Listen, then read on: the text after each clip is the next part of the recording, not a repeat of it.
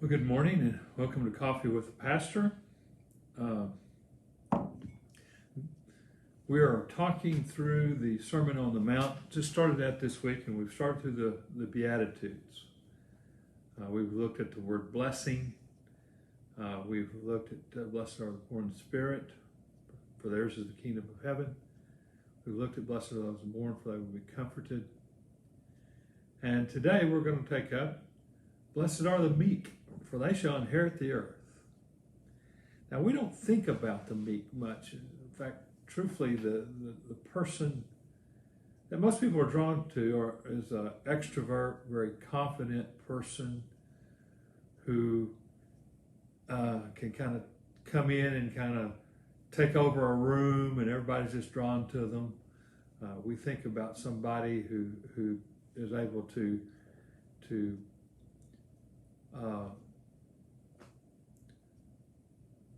be a leader. We think of our leaders as being very extroverted, very gregarious and all. I can't tell you how many times I have talked with married couples who are having trouble over my 40-year ministry, and a lot of times the complaint, a lot of times with the woman would be is, he just doesn't have any personality. He doesn't talk to me. When we go out, he doesn't do that. He's just like a bump on a log. And they don't like a person who's kind of timid and meek and come through there. You think of, and I'm not trying to be political here, but Donald Trump is about the opposite of meek that you want to think about. I'm the greatest president for this has ever been. Or this is the greatest economy it's ever been. This is the greatest thing. I've done this, and I've done. That's what we think about as being a leader, and that's what we are drawn to a lot of time with charisma. But Jesus looked and said, well, if you're not that way, you're in. If you're meek, you're in. In fact, it's your kind that's going to inherit the earth. Now, one of the things I want to point out today is meekness is not weakness.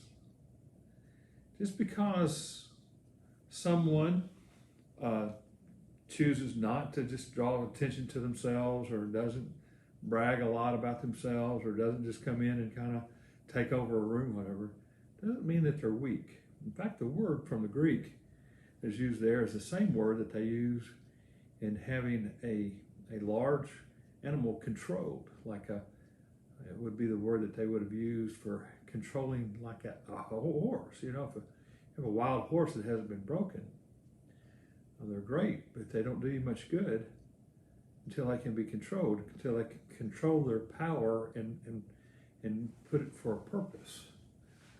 Why? Jesus said, you meek folks are not weak. You're going to inherit the earth. And so he says, blessed are the meek, for they shall inherit the earth. And so just understand that meekness is not weakness. And if you're one of those kind of people, if you're a meek person and you don't like to talk about and bring a lot of attention to yourself, Jesus looks at it and says, guess what? You're in too.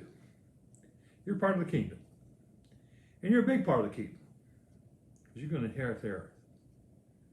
And then he moves to, blessed are those who hunger and thirst after righteousness, for they shall be filled. And Jesus, I still think Jesus didn't show and tell. There are some people there that are just soaking in everything.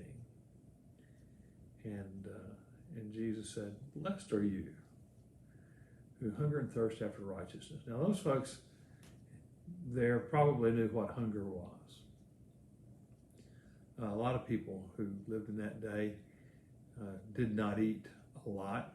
In fact, today, if you go into third world countries, you can find people who have not eaten a lot. I remember when I went to Africa, they had told us not to eat in the villages. They were afraid that we might get sick or something. But I remember I was invited to a home. When I say home, the glass floor. It was a dirt floor, thatched roof made out of grass, bamboo type things. It was pretty primitive. But I went, and the first thing that they did, it was around mealtime. His wife put like a half a banana and something that kind of resembled a biscuit in front of us. And their family was eating, and we sat down to the meal. And they were really emphatic. The people who had leading this group said, "Please don't eat it." And really, so I said, "I'm not going to eat this," and like that. And the guy was kind of highly offended. And he looked at me and says, "Here, my wife has prepared this scrumptious meal for you. You're not going to eat." And I realized when he said that was their meal for the day. Half a banana and a biscuit. And I'm thinking, man, this is not even a snack where I come from. These folks knew what it was to be hungry. In fact, a good friend of mine, Jim Slager, has gone on to be with the Lord now. He was in Beaumont, and he and I one time were talking about the feeding of the multitudes, and said they all ate their fill, and there was some left over. Jim said, "Do you realize that probably a lot of those folks had never eaten all they had wanted? They had not eaten until they were full before. That's probably the first time." Those folks knew what it was to be hungry and to thirst. And though where Jesus was giving this was not a desert region, but there's a lot of desert region in Israel, and I'm sure that most of the folks probably had traveled there. And when you go to Israel, you realize the first thing that they were concerned about was water, because water isn't plentiful over there. They don't have rains. Probably the rains we've had here this past week would be like a yearly rainfall for them.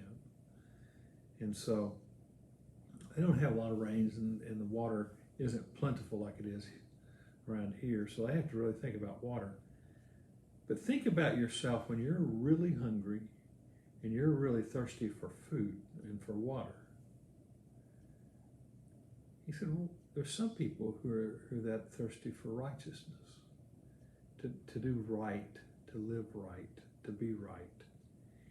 And he says, when you are, you'll be filled.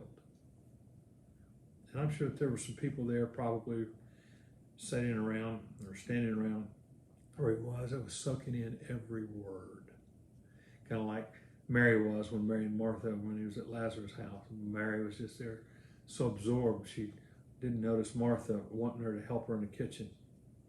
She was just so absorbed in Jesus and wanting to be right and do right. Well, if we get that absorbed, you know what? God's going to fill us. And more of us need to hunger and thirst after righteousness. And those folks like that, guess what? You're in. God's going to meet your needs. Well, we'll continue going through the Beatitudes tomorrow. And I hope you have a great day. And I hope you have a blessed day. Whether you're meek or whether you're confident and extrovert, you're in. Whether you're spiritually full or whether you're hungry and thirsting for righteousness, you're in. You're blessed.